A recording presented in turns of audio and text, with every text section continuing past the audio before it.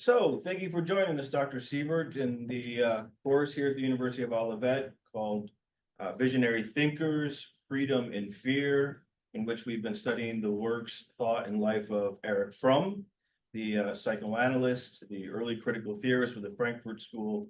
And in many ways, now we're looking at a Fromm revival with the new Erich Fromm Society of North America that just opened and had their first inaugural conference. Been having Fromm conferences in Berlin at the International Psychoanalytic University, have two already. And so there's been a lot more interest in Erich Fromm as of late, and it's one of the reasons why I wanted to teach Erich Fromm as one of my visionary thinkers. Last week, we had Dr. Rainer Funk with us, who beamed in from Tübingen to tell us all about his experiences with Erich Fromm. And today we have Dr. Rudolf Siebert. Dr. Rudolf Siebert is a professor emeritus from Western Michigan University, where he taught for over 54 years. He's the author of over 30 books, hundreds of articles, the founder and director of 2 international courses in Dubrovnik, Croatia, and Yalta, Ukraine. He also happens to be my doctor father and my mentor for, over 30 years now or so. So I'm very happy he could join us today and talk to you about his experiences in Nazi Germany, his experiences that were very similar with Erich Fromm. They were close to Erich Fromm, both coming from Frankfurt, Germany, and also his ideas and his work on Erich Fromm. So thank you for joining us, Dr. Siebert. You're welcome. All right, I'll turn it over to you. Okay. So I'm very happy to be with you this morning. I am happy to be with you in a classroom again. It has been a long time since I have been in the classroom before my retirement. I had spent 60 years in classrooms in Europe and America, in capitalistic and in socialistic countries as well. I have a few notes here which you have. You don't have to look into it now, but it may help you later on to remember rather complicated things. So you have heard much from Dr. Byrd already and from Dr. Funk about Erich Fromm. I just would like to add a few personal insights into this great man. I don't know if Dr. Funk told you that he was a Catholic priest once, and then he converted over to Erich Fromm. And that shows you, of course, how powerful a spiritual person Fromm has been. Maybe it was where the authoritarian elements in Roman Catholicism, which led Dr. Funk to go over to the very democratic Erich Fromm and his thought. And it is also that Erich Fromm has learned a lot from Catholicism. As a matter of fact, one of the guiding geniuses in his work is the Meister Eckhart. Meister Eckhart was a great mystic in the Middle Ages and has influenced many modern thinkers. And Erich Fromm is one of those thinkers who has been influenced by Erich Fromm, by the great medieval mystic. Both Erich Fromm and Theodor Adorno, I don't know if you talked about Adorno, but that is very important. Both of them came from the Frankfurt, they both were in the Frankfurt School, and both were also from Frankfurt. Adorno was then to succeed Erich Fromm when he left the Frankfurt School in New York. So they came both from Frankfurt, which is my hometown, and they belonged to my parents' generation, so one generation earlier. And while I grew up on the poor west side of Frankfurt, the working class section, Fromm and Adorno grew up on the rich east side, the bourgeois or middle class side of Frankfurt. The fathers of both were successful businessmen. One of them was in the wine trade and was very successful there. Fromm and Adorno came from Jewish families. Fromm came from a completely Jewish family. Adorno came from a half-Jewish family. Adorno's father was Jewish, his mother was an Aryan and Roman Catholic. So there was this tension between Semites and Aryans in Germany, between Jews and the rest of the population. And his mother, Adorno's mother, and aunt were great musicians. One was a great singer, the other one a great pianist. While Fromm grew up completely Jewish and then became secular, a Marxist and a Freudian, Adorno was baptized Catholic, educated Protestant, and then became a Marxist and a Freudian as well. Adorno confessed publicly, non credo, I do not believe. Fromm never did this.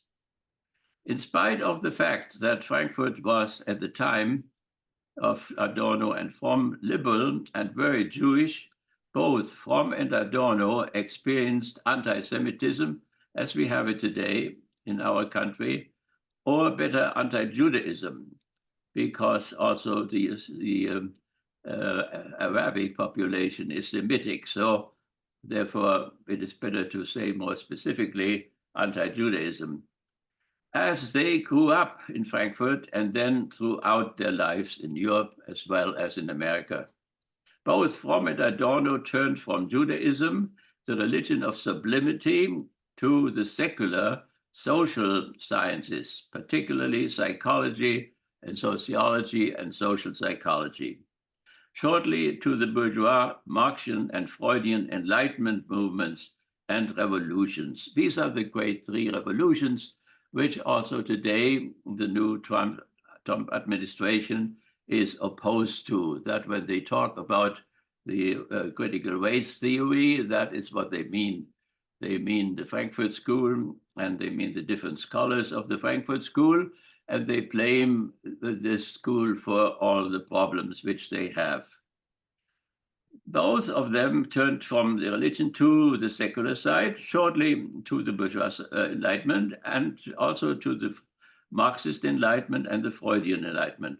The reason for their departure from Judaism and religion were the many wars and the violence and the killing which we find in the Torah and in the holy writings of other religions as well.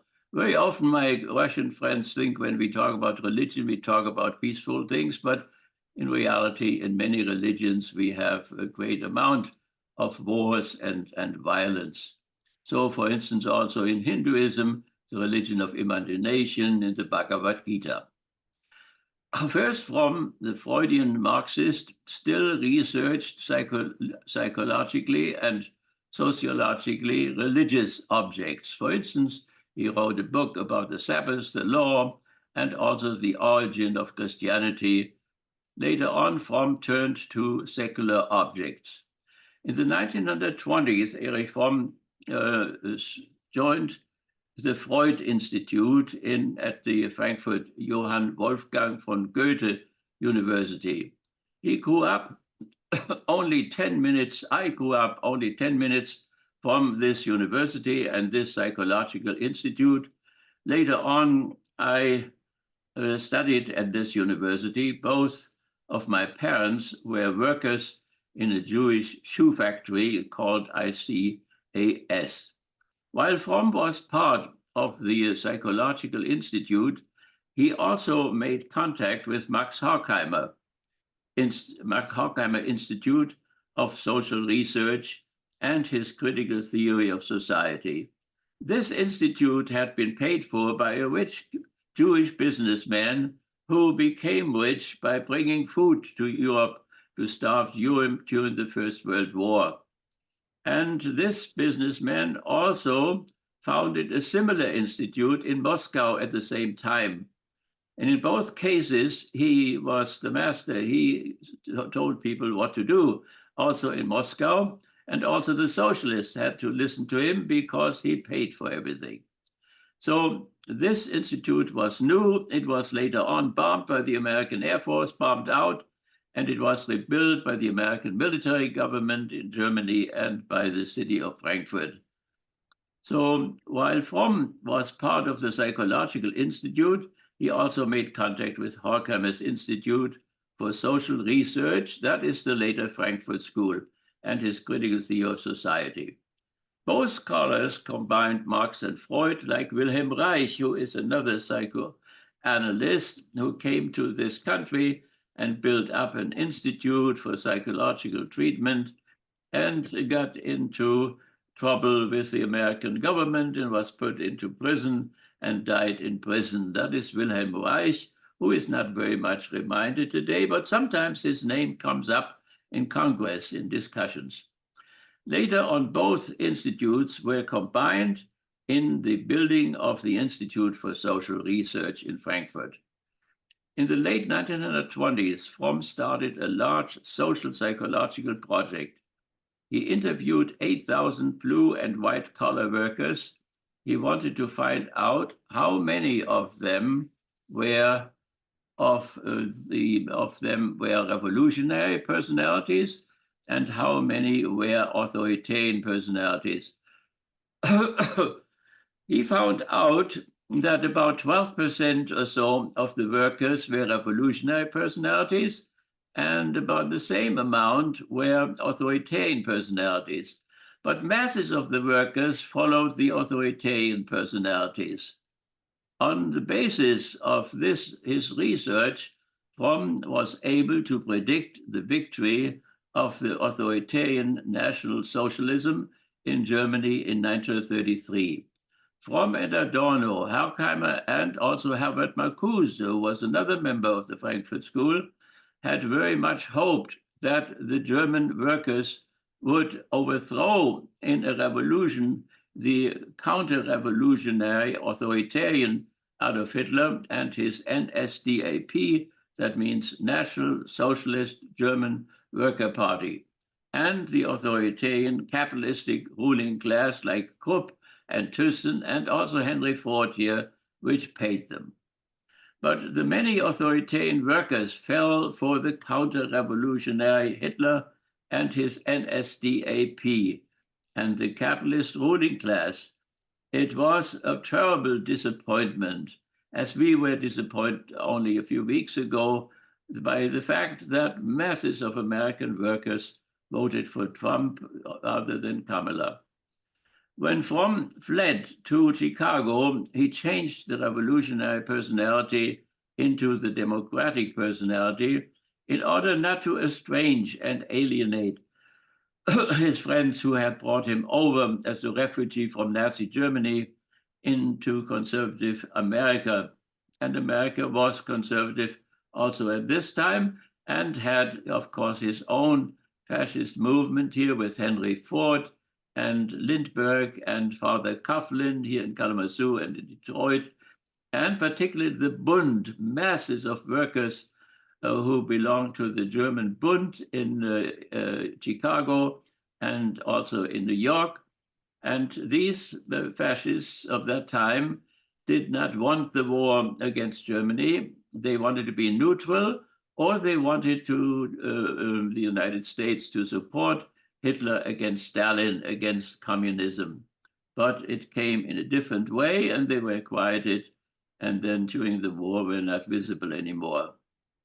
So nevertheless, it was a terrible disappointment for the Frankfurt School, and they had to rearrange their thinking. They thought now that we would move to alternative future number one. That means a totally administered authoritarian society, and that we would move to alternative future number two. That means a war society, a militaristic society, and that we would not move to alternative future number three, a reconciled society. They still kept up their hopes to alternative future number three, but they had to admit that we were now moving more to alternative future number one and future number two. When Fromm fled to Chicago, he changed the revolutionary personality to the democratic one in order to be accepted and not to hurt those people who had made his move to the United States possible.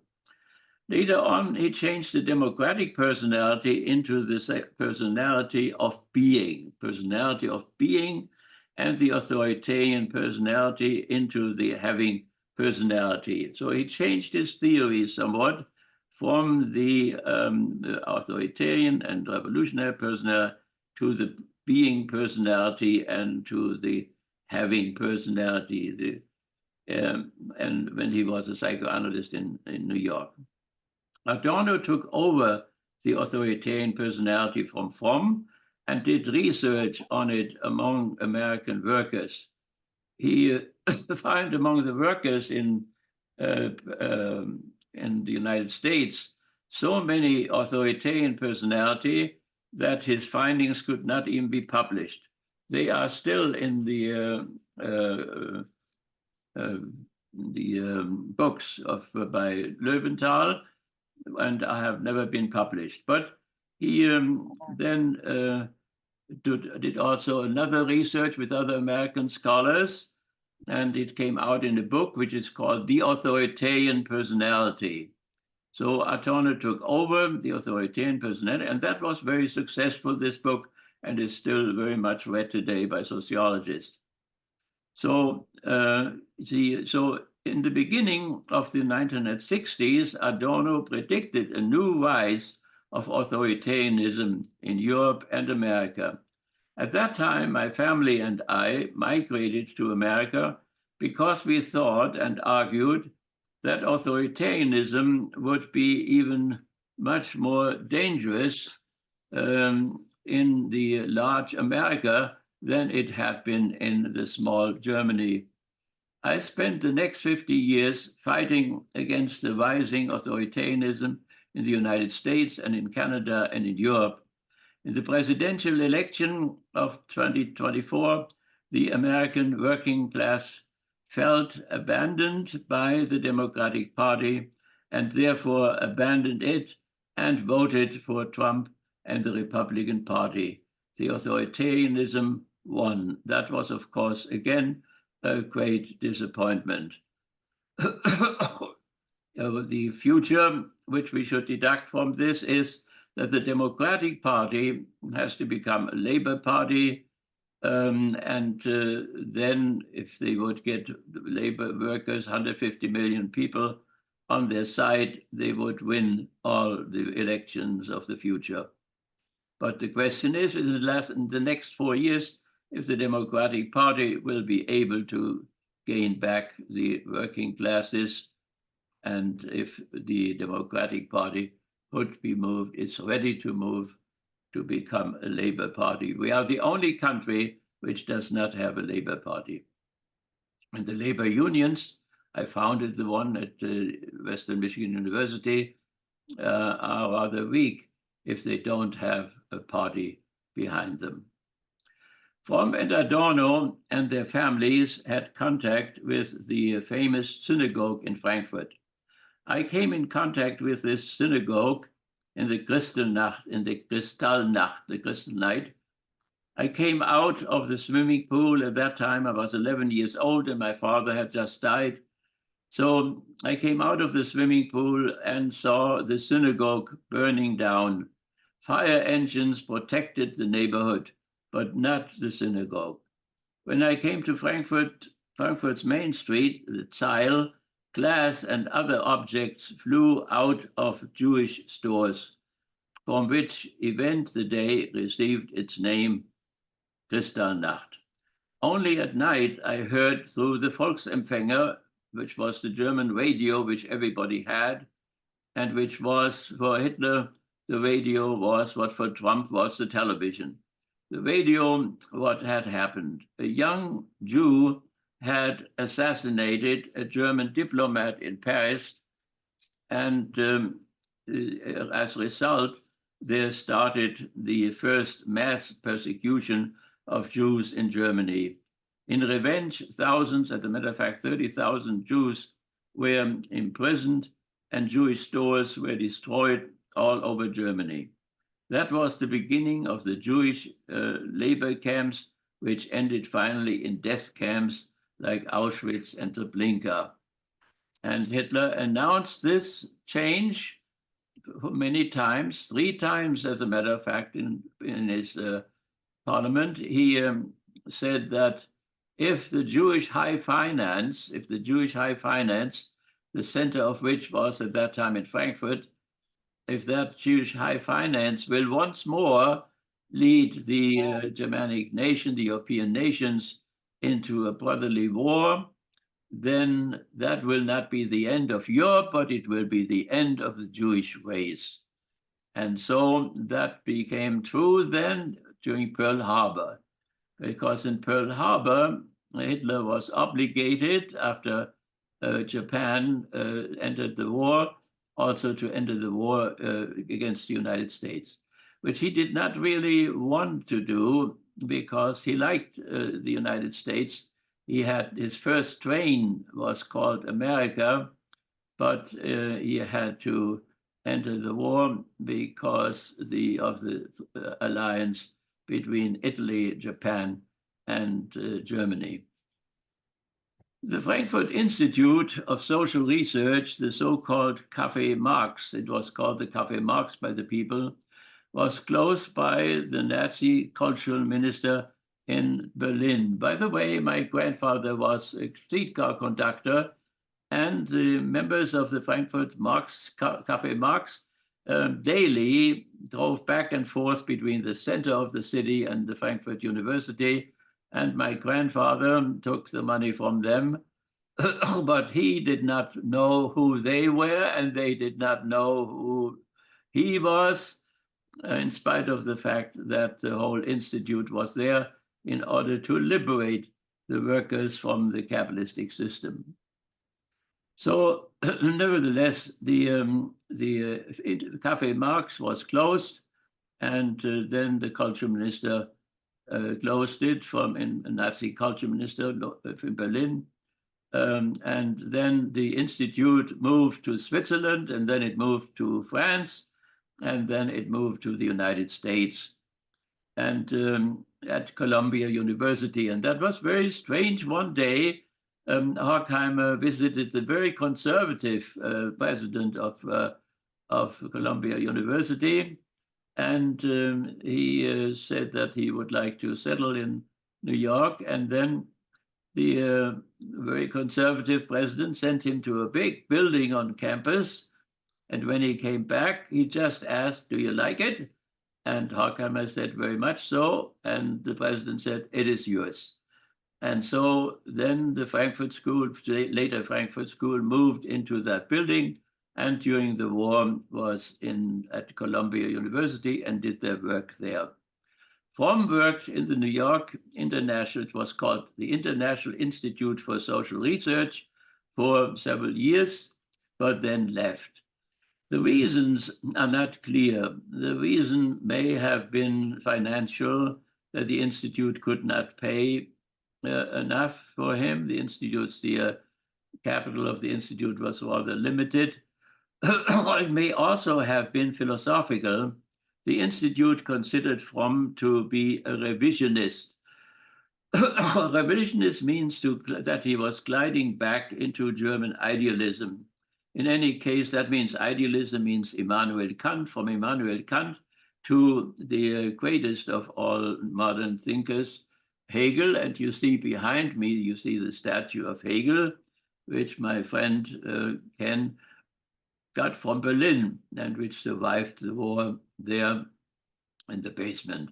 So the Institute considered Fromm to be somehow having moved back to this great movement in the idealistic movement. In any case, Fromm left the Institute and became a psychoanalyst who tried to convert the many having personalities into being characters. He became politically active. He founded a party. It was Fromm's leaving the Institute which was the greatest loss they ever suffered. Horkheimer never attacked Fromm, and Fromm never attacked Horkheimer. Their Jewish faith may have kept them together in their painful separation. Adorno took Fromm's former important place near Horkheimer. Adorno took his place, so both of them came from Frankfurt, as I mentioned. and now they somehow became competitors. And Adorno won and took Fromm's position very close to Horkheimer. Together, Horkheimer and Horkheimer, the founder of the Frankfurt School, wrote their famous foundational book, The Dialectic of Enlightenment, following Hegel, who had made the same discovery 100 years earlier in the University of Berlin, and other important works. Adorno became the leader of the worldwide student revolution, which reached from Japan through the United States to Germany and Italy. It came to Michigan's universities as well. For some time, I negotiated between the student movement and the universities in Michigan. Finally, the students found their leader, Adorno. Fromm was not so much in the foreground at the time. Adorno not revolutionary enough. And Adorno had to call the police in order to rescue the Institute for Social Research in Frankfurt. We moved back to Frankfurt again, the revolutionary students. The students followed Marx and Bakunin, the anarchist, which was very painful for the Secret Service, because the Secret Service here during the student revolution always wanted to find the leaders and want to put the leaders into prison and thought that would end the movement. But the anarchists, following Bakunin, had no leader. And so they were in trouble all the time when they dealt with this anarchist movement. The Nixonian counter-revolution repressed and ended the student revolution. Some students adjusted to the system and became part of the American bourgeoisie. Others joined religious orders. Others went into nature. Others fell into insanity. I had one example here in Kalamazoo. I had a wonderful student in our religion department. And when he finished up with us, he went to Georgetown University in Washington, and he wanted to become a lawyer. His whole family was a family of lawyers, and Georgetown University was a Catholic university, so he was to become a good Catholic lawyer. But somehow, during the year he was there, he became a communist. So he came back and said he had become a communist. At the same time, he was drafted. And at the time, I wrote many letters to the military that the students would like to stay in the university and complete their work. And usually I was successful. So I wrote a letter for this student who was a Catholic and now had become a communist. And I said, well, this, my friend, he is, first of all, a Christian, and he thinks that he could not shoot against Christians in Vietnam, so therefore he could not go. And then he also had become a Marxist, and Vietnam was full of Marxists, and he could not shoot at Marxists at the same time. So I wrote that he thought that he could combine Marxists and the Christians, and that he somehow was in a strange situation. Well, after the letter, a few days, he was set free by the military and he could stay. And so he went from here to California and then began strange things. He castrated himself and then marched from California by foot on to the whole country, where he was picked up and was put into our insane asylum here on the mountain, and there he still is. And sometimes when I could still walk, I took him down to a restaurant, and then he told me that God spoke to him, and the Kalamazoo people did not listen to him. And I said, this is also what happens to me. And then we were very good friends, and I took him back again. So this is one of the tragic consequences of the repression of this movement here in this country. Fromm continued his Enlightenment work, nevertheless, to educate being people in a civil society which prefers exchange value over use value. When people buy a house, they think right away what it will be worth when they will sell it again, instead of use value, enjoying and living and be in that house, really. And makes it so that makes it hard for people to be like the great religious figures of Judaism, the religion of sublimity, and of Christianity, the religion of becoming, freedom, and full manifestation, and of Buddhism, the religion of inwardness. Unlike Fromm, Adorno stayed in close cooperation with Horkheimer up to his death in Switzerland by heart attack. No religious representative was present at Fromm's funeral, at Adorno's funeral, only his publisher. But Frankfurt remembered Adorno more than Fromm.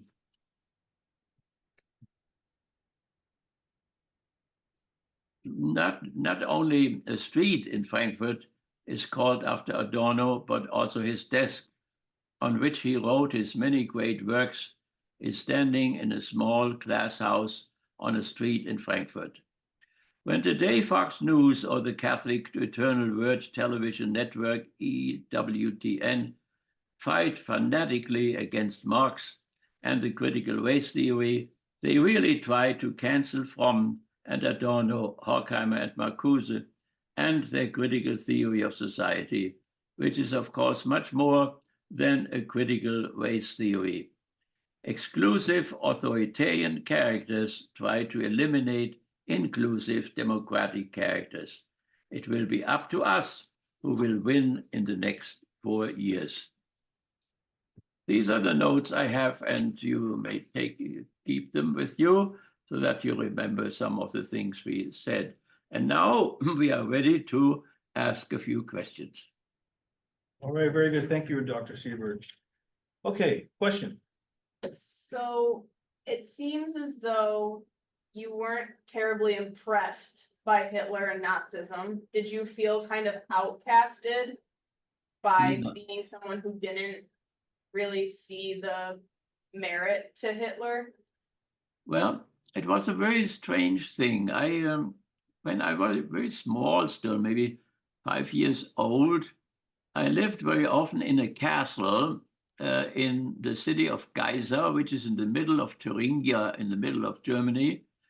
And that is the place where the American troops and the Soviet troops met there, and where they then decided to divide Europe into a Russian part and then the American, British, and French part. So in this castle, as a little guy, they put on a uniform, a little Hitler Youth uniform, and they presented me proudly to all the other Nazis in the town.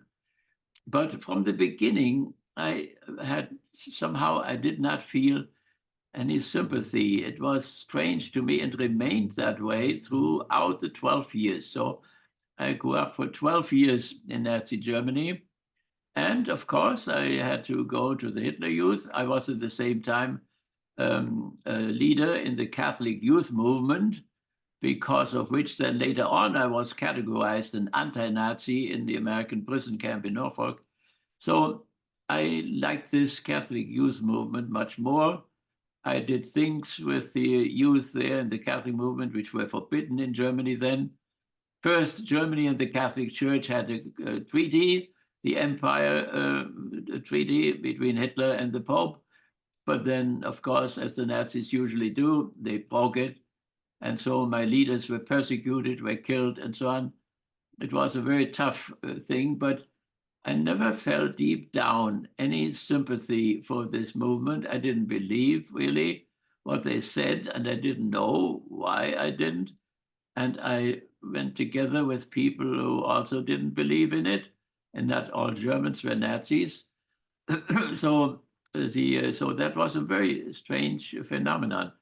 It is not that I was not once tempted to join, because I wanted to become a glider pilot. I was, Hannah Reich was in our parish, and she was the glider person who could stay 3 days in the air and gliding from cloud to cloud. And I was very fascinated by her. And so I went to the building, and I went even to the door. I was really tempted.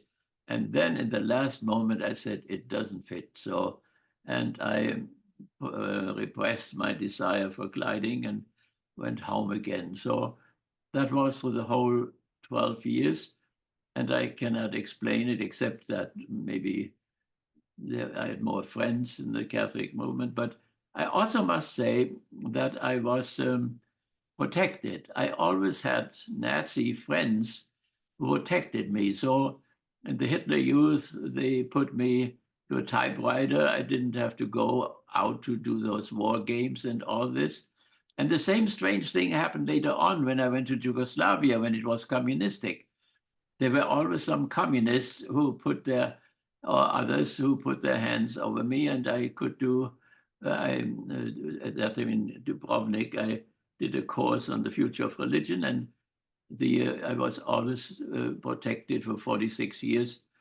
And so these are very contradictory things, of course, which are hard to understand. But out of some reason, which I don't understand myself completely, there was not one moment except this temptation to become a glider pilot that I wanted to have something to do with them.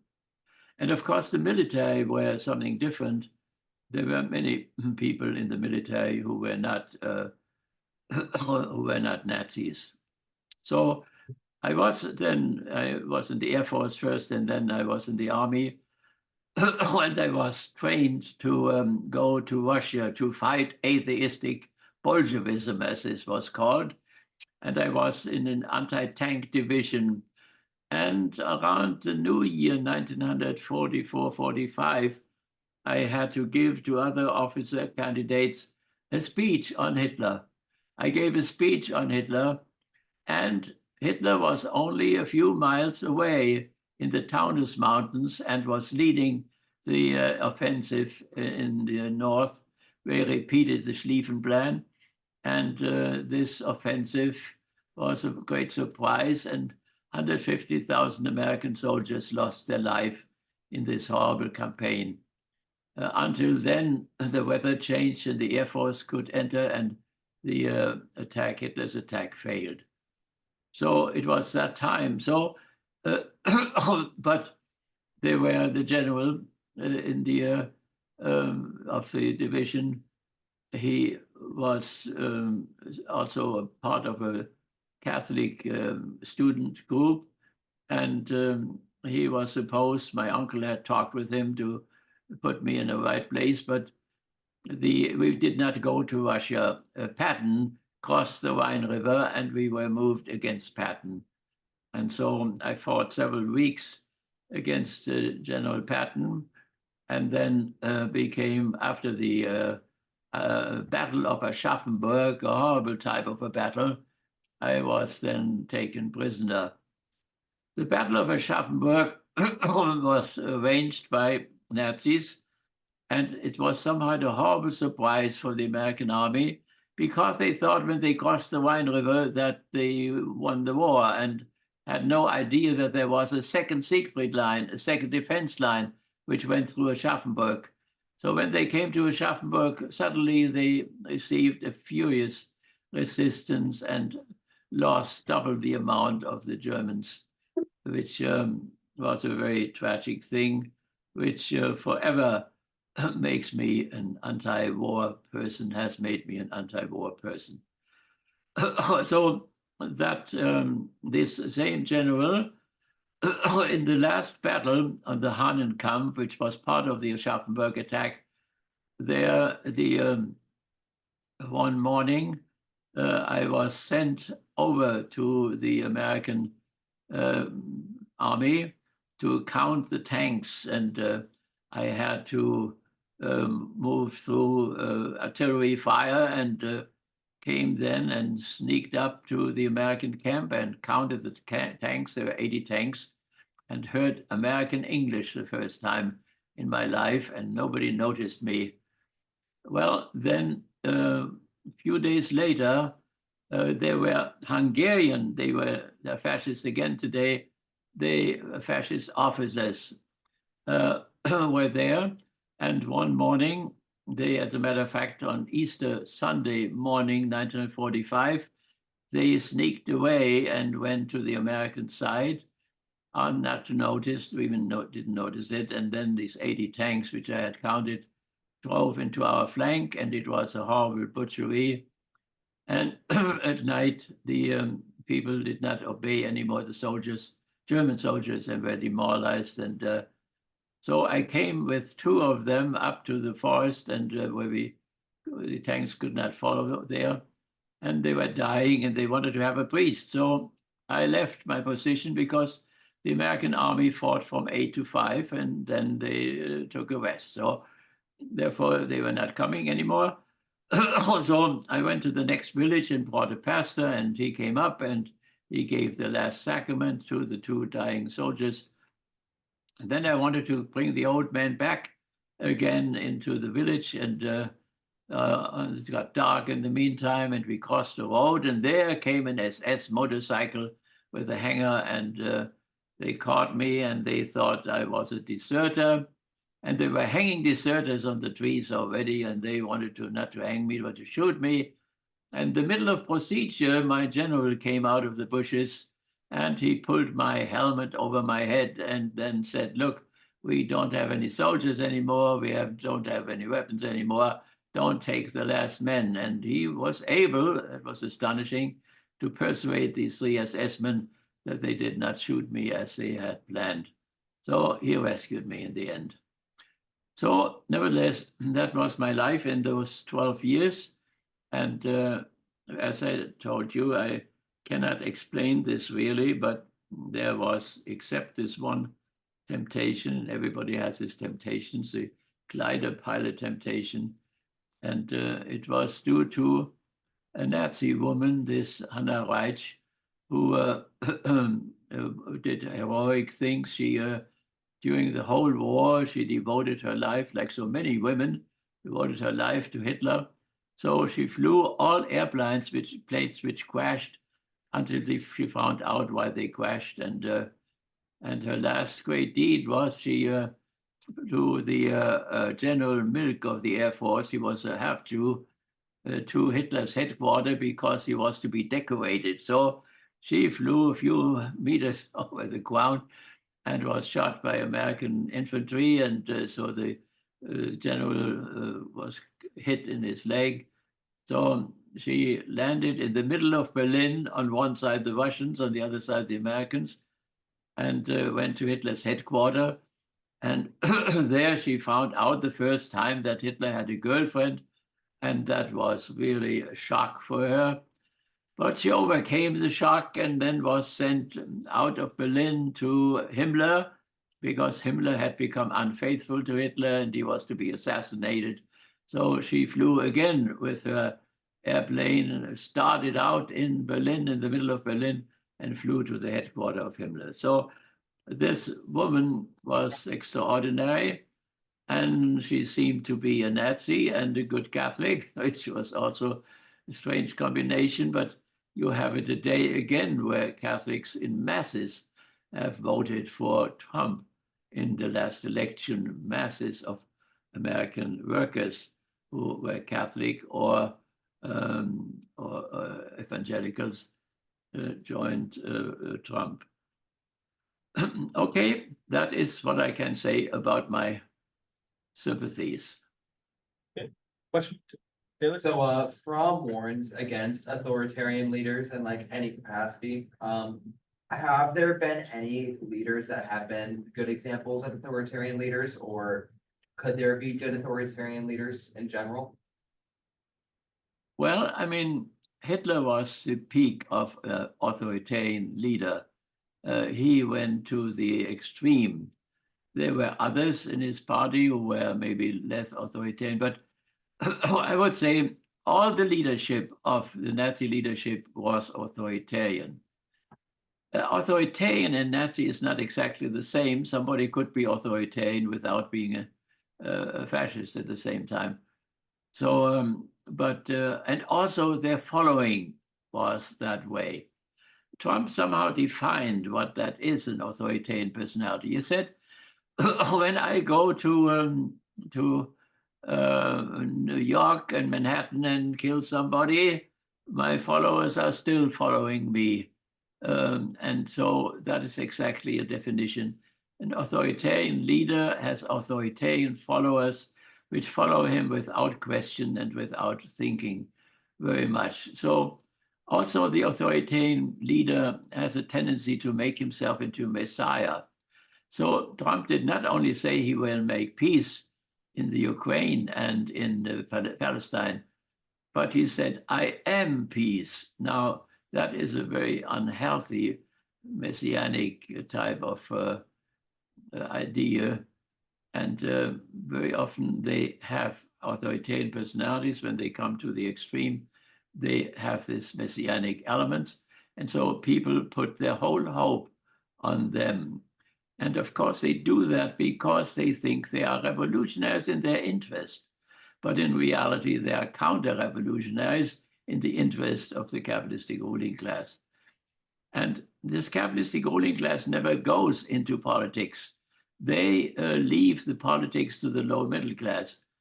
But when it gets very dangerous, then the capitalists themselves go into politics. And that happened this time. There are a few now, and some of them will even be in the cabinet, in the new cabinet. All right, next question.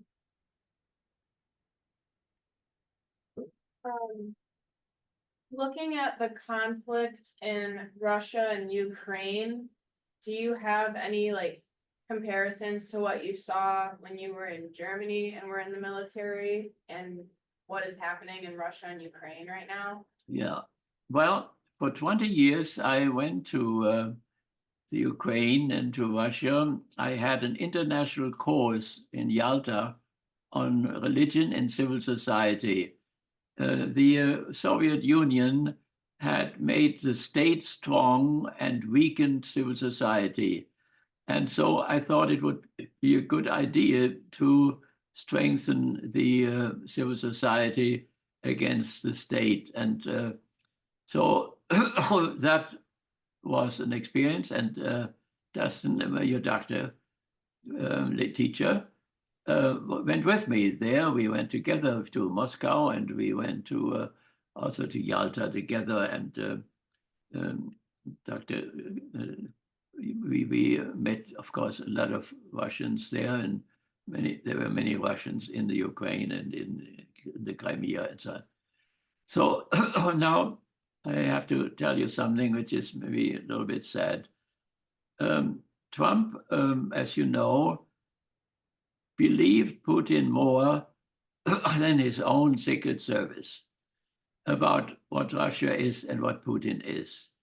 And I'm a member of the Democratic Party, but I think that the Democratic Party, since 10 years, identified Russia as the enemy. Russia is a competitor of us. We and them conquered fascism in Europe and became the successor of Europe. So we have to compete with each other, but we must not necessarily be enemies with each other. And the Russian people are very warm people. They are friends. When they love you to death sometimes. But if they become suspicious, then they can, of course, become very wild. And the Germans always underestimated them. They thought they were Slavs, and Slavs are weak people and cannot think and so on. And then they found in Stalingrad and in Kursk how terrible they can be when they are disappointed or when they are betrayed or when they are lied to. And so when Germany was reunited, Gorbachev had to give his agreement. And he gave the agreement, and Reagan promised that NATO will not move beyond the German line. And that was then betrayed. We broke the promise, and we moved beyond Germany, right at the border of Russia. All along the border, it's a long border, are now NATO states. And that was an unbelievable provocation. And Russia warned again, and they moved nevertheless. and they moved with their weapon systems and so on into the Ukraine. And so finally, after 8 years of suffering, the conflict came about. And the conflict was about the Crimea, which separated itself from Kiev because Kiev, according to them, had become fascist. And they did not want to live under a fascist regime. The Ukrainians were allied with Nazi Germany, and the leftover of these Nazi parts was still there, the traditions and so on. And so, nevertheless, now we we have this situation that at a certain point, it appeared when you have to look through the eyes of the Russians, of course, at history. And they were the Crusaders when they lost in Israel, in Jerusalem. They marched then to Novgorod in Russia and killed and murdered until they came to Novgorod, where a young Tsar led their big beer horses there on the lake, which could not hold. The ice was too weak. His little horses could run over the ice, but the Crusaders sank into the ice and he drowned the whole Crusader army. And then came Napoleon with 800,000 men and attacked Moscow and was beaten in Moscow, freezing, and run back to Paris in 1812. And then came, of course, Hitler with 4 million men, not only Germans, but Europeans from all those states which are now NATO states. And they had a treaty with Stalin, a non-aggression pact. And Stalin was warned. He was told there are these masses of troops lining up according to along your line right through Poland. He had divided Poland between the Russians and the Germans. So, and for this purpose. So then at the same time, when the trains with coal and so on were still crossing the border, the German tanks came and they moved toward Kiev and toward Moscow and toward Leningrad. That is how Russia was to be colonized. There's this overcrowded Europe, and then there are these wide open areas with wonderful soil. And so as many Germans went to Russia as went to the United States. The Volga Germans were still there when the Germans came to the Volga. So this remembrance of the Crusaders, the remembrance of Napoleon, the remembrance of Hitler and so on, of course, shapes the view how Russians see history. And so when we say it was not provoked, it was provoked. And the only one who did not believe the democratic war thinking was then Trump. As a matter of fact, I must admit, I'm not on his side, but I must admit it was the only rational point in his whole view. And we have to see now what he will do, the man who is peace and will not only make peace. I have no idea. The Russians will definitely keep the 4 territories, which in the meantime have liberated themselves from Kiev and are part of the Russian, of Russia, now Russian Federation. And of course, also the Yalta and the whole area, they will not give it back. So it seems that the Ukrainians have attacked Kursk, where Nazism was broken in the Second World War, and that maybe they want to exchange that territory for one of those areas to be given back to them. But that if they think that this is a good trade-off, Putin said already, who will negotiate with those people? So it has not improved the situation, it has made it worse. And of course, it brings tremendous suffering to the Ukrainian people, to the civilians, but also to the Russian people. And now North Koreans may enter the war. And of course, it cannot be won. And so we will have to see what President Trump will do with this. It will be a test. And if he really achieves peace, he will have lost the war right after coming into office.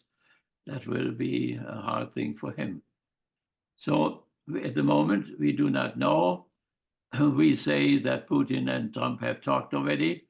The Russians say they did not talk with each other. So one does not know whom one should believe. And the truth is a great casualty in all wars. So we simply have to wait now for the next weeks what will happen. And of course, the situation in Palestine, there is different there because Trump is on the side of Netanyahu and they want to annihilate Hamas and then take the wonderful beaches and build hotels and build Trump towers.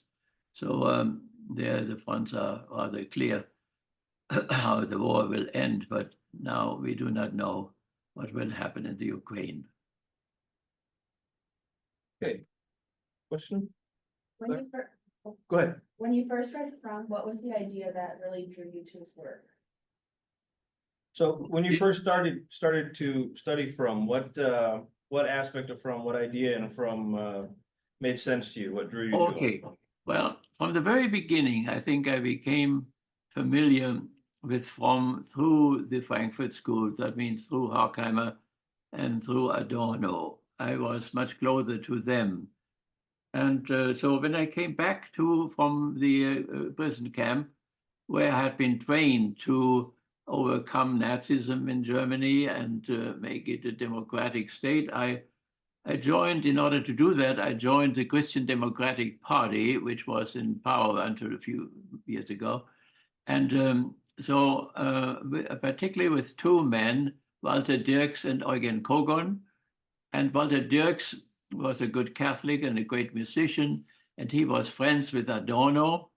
And so I then came through Walter Dirks, and Eugen Kogon had been a Jew who was caught in Germany and was put into a concentration camp and was 7 years in a concentration camp. And when he came out, the American army gave him a jeep and he drove from camp to camp and then wrote a book, The SS State, which has new editions every year up to the present. So it is a fundamental work about concentration camps. So with Eugen Kogon and with Walter Dirks, I joined the party in Hessen, the Christian Democratic Union. And we wanted to change what had happened before. There was a Catholic party, the Center Party, which gave Hitler the emergency laws and which made him into a dictator legally, and then dissolved itself with the agreement of Rome. So they were totally Catholic. So now they wanted to have a Christian Democratic Party which would unite workers and the bourgeoisie. So they would like to take the workers into the party. But then came Adenauer, a rather authoritarian statesman, and he refounded the Christian Democratic Party, and he made it a totally bourgeois party for Catholics and Protestants, and at the same time threw the workers out. So the workers then joined the Socialistic Party, which is now governing Germany, the Social Democratic Party, and the workers got lost somehow for the Christian side. And so I was in that party then too. I was on the left wing of the Christian Democratic Party, and there were wonderful laws were made, social laws in terms of social security and healthcare and so on. They have ideal conditions in Germany, which we could imitate or could have imitated if we had gone with the Democrats. But that is now over. So that is how I came then to Fromm, and also not only to Fromm, also to Marcuse.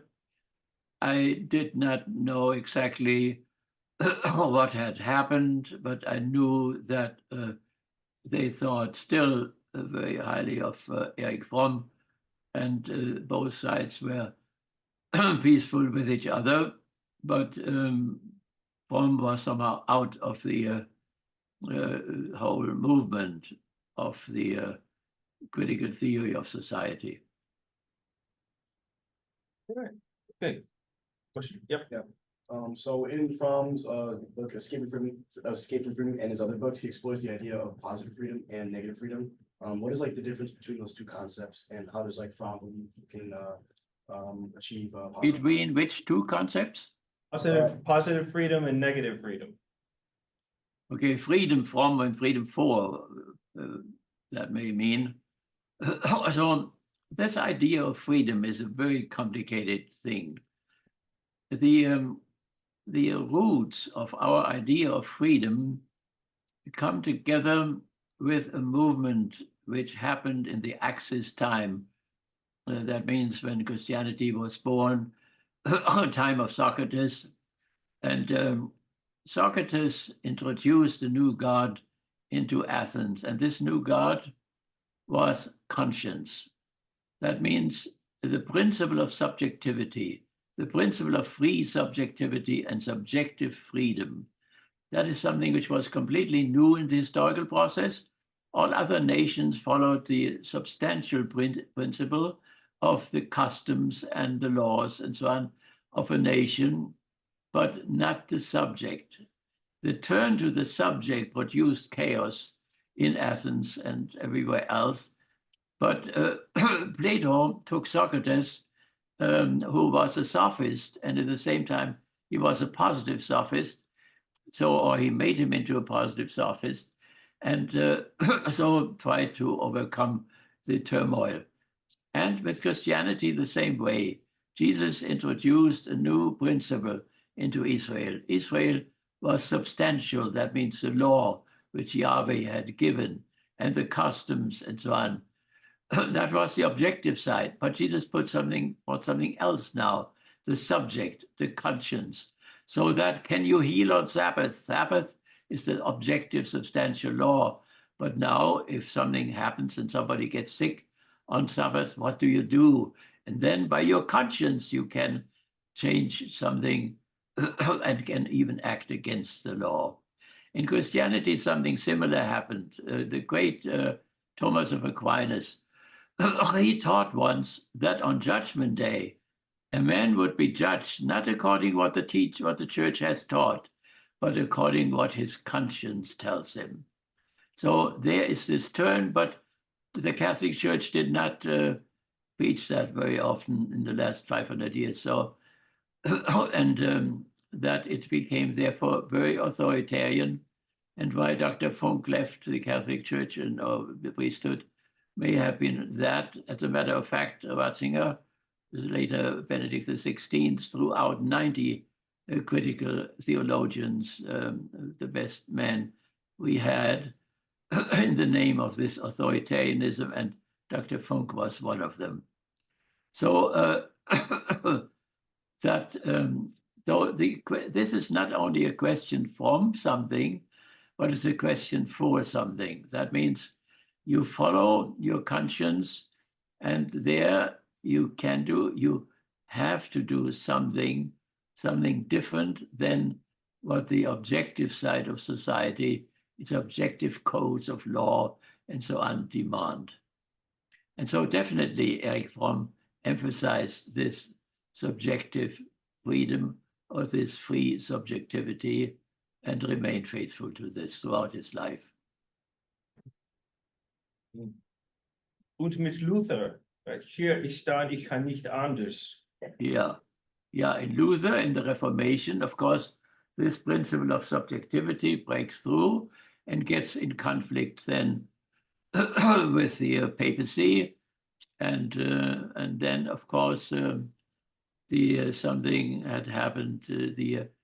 I studied under a professor, Joseph Lorz, who was a Nazi, which I discovered too late. The Nazis in West Germany all were hiding themselves and then appeared as liberals. So I found out very late, and I had to give up my doctor father and found another one. So, but this Dr. Lorz had nevertheless done a great thing. He had overcome the Catholic prejudice that the reformers like Wycliffe and Hus and Luther and Zwingli and Calvin, that they were not the cause of the Reformation, but that the horrible betrayal of Catholicism, that Catholicism had become sensuous, that it had no sense anymore of higher forms of reason, and that therefore the Reformation became absolutely necessary. So the whole responsibility for the Reformation lies with the church from which the reformers had to separate themselves or were thrown out of. That was really an advance of all people got it when the Pope, then one of the popes, visited the city of Mainz. He forbid right away Lortz's book, and he said it had to be rewritten. So obviously the official church still does not completely accept its own guilt, in spite of the fact that one pope in the Reformation period, who only governed for 6 weeks, confessed already that it was the church's responsibility that the separation happened. Okay, another question? Yes. How would you say outside items change a person's individualism, such as like nation, family, religion? Like how much do you think that impacts someone's like own unconscious self? The sense of self. Yeah, did you hear that, Rudy? Say that again. I didn't hear it all. How do outside factors like your nation, your religion, how does it impact your sense of self, your individualization? Yeah, well, it depends now. If you are in one of the Protestant groups, then this sense of personal conscience and so on may be emphasized very much. So if you live in a good Protestant, Lutheran, or Methodist church, then you get this subjective freedom. If you grow up in a very traditional Catholic family, that may be less so. You will get it then from outside, from civil society, which has been emancipated or enlightened, but you may not get it from your own family. You will be very strong on the objective, substantial side, which is not a bad thing. But the other side, the subjective side, the conscience side, free subjectivity, subjective freedom, that is something which may not come to you very easily. Okay, very good. Another question? Yes, go ahead. So I had watched the video from last year when you talked to Dr. Byrd's class, and you mentioned being denazified when you were taken as a prisoner of war. Did you and Fromm ever talk about that? Like, did you ever look at Fromm's perspective on denazification, or did he not really talk about that? I think Fromm was, remained in agreement with the Frankfurt School about denazification. He was as strong on this as anybody else. So, so I let me just say something about this. So I had nobody left after the Battle of Aschaffenburg. My whole troops, 250 men, were all killed, and 2 died at night. So when I surrendered, I had no troops left anymore. So I surrendered to American and Canadian officers. And I had a sergeant who was with me, and he took a little flag out of his pocket, and Austrian flag, and said he had never been in the German army. He had been in the Austrian army, which since 8 years had not existed any longer. So that was a great disappointment, but everybody laughed himself to death, and he did not get very far. So he was taken into another camp. So then I was taken through all of Europe and to Marseille, and I was stoned on the way in the one territory which just had become French again. And they wanted to show that they were now good Frenchmen, and so they stoned me there in a train.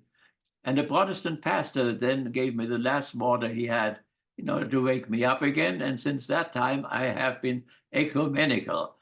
So then I went to Marseille, and there I was in a camp where almost 100 prisoners were taken out to the beach and to put up sand and then sand pebbles, and then another 100 came and did it again in order to keep them busy somehow.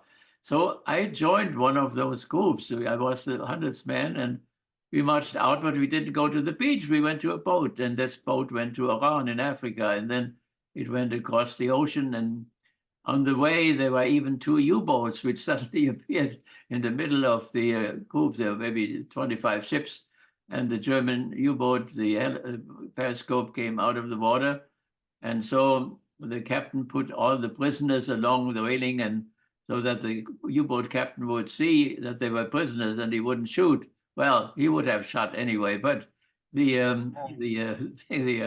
war came to its end. It was a few days before the end, and they were on the way to Argentine, where all the Nazis went. That was a wonderful Nazi state, and they got a job right away. So, and they had all the money and the gold which they could get and took with them. So they didn't want to shoot anymore. So, but nevertheless, when I came into the camp, I was received by a high officer. Stauffenberg was his name. He was the cousin of the Stauffenberg who did the assassination attempt against Hitler in 1944. But he was a Nazi. He never became an anti-Nazi. So he said, "Why didn't you fight better?" I said, "Where have you been?" And he was in the Africa Corps, and he hadn't been in Germany for 2 or 3 years. So nevertheless, in the same night when I came, the Nazis in the camp, who were well fed, sentenced one of their comrades to death because he had talked with a Jewish Secret Service man outside the camp. And so in the name of Hitler, who had already committed suicide, they put him into the toilet and killed him. And when the police came in, American police, nobody betrayed the guy or the guys who had done it. So it was a Nazi camp to the very end. But nevertheless, there was a time when the Frankfurt School got in contact with Mrs. Roosevelt and convinced Mrs. Roosevelt that not all Germans had become Nazi. As the Morgenthau camp thought all Germans had been Nazi and they should become an agricultural state and should be castrated and other plans. So that changed somehow. And then the army began to search for anti-Nazis among the prisoners. And they found from 300,000 German prisoners, 25,000 who had been anti-Nazis. And I was one of them. The reason was that the Jewish German FBI men or Secret Service men knew Frankfurt better than I knew, and knew it, and they knew of our activity, the Catholic Youth Movement. We helped Jewish people. We also spread the letters of the Graf von Galen, the Count of Galen, Bishop of Münster, who had written against concentration camps, but also against saturation bombing. So, and they were forbidden, and we spread them nevertheless. And so all these activities were known to the American secret police, and that is why I was educated by American professors, sociologists, and economists to go back to Germany and to denazify. So that was, and it was a good education, but sometimes they had strange ideas when we said, but Germans don't have enough space. They said, well, build skyscrapers and put gardens on top of it and plant potatoes. So there were some funny ideas which they had. But, and then I was put on a ship and sent back to Frankfurt, to Germany. But the ship went in the wrong direction. It went to Le Havre. And there I was brought to the SS camp, Bolbeck. That means that was an American concentration camp for SS men. And I spent 3 weeks in there. Somebody had made a mistake in the State Department and had put the Nazi Germans, sent the Nazi Germans home and put the anti-Nazi Germans into an SS or American SS concentration camp. So I saw horrible things, of course. They took everything away. when we arrived, what we had a lot of things, chocolate and cigarettes, to go to the black market in Germany because you have to eat when you spread democracy. So, and everything was taken, and he gave it to his coolies and played with his dog. And then I went to the tent, and there were 2 dead people there. They had not told the administration because they wanted to have their food, and everybody was starving. It was a miserable thing, and I complained later to the American military government about it. So nevertheless, after 3 weeks, they discovered that we were in the wrong place, and then they sent us home, and went to Frankfurt, back to Frankfurt, and then started my denazification work for the following years in the Christian Democratic Union. Hey, Rudy, we are running out of time. So I would like to, well, everybody, I'd like to give Rudy appreciation for coming. So Thank you. It Thank was you. a pleasure. thank you so much. And it's one of those things that, you know, hearing firsthand from someone about the milieu, the world as it was that Fromm comes out of, that you came out of, that's something, I think that's something very important for us to hear. So thank you so much for. And thank you for your invitation. And then you have that these little notes. They can help you to remember what we did. And now they will all be immortalized because they're going into the Rudolf J. Siebert Audio Visual Archive. Wonderful. Okay. All right. Thank you so much, Rudy. You're welcome. Have a good day. Same to you.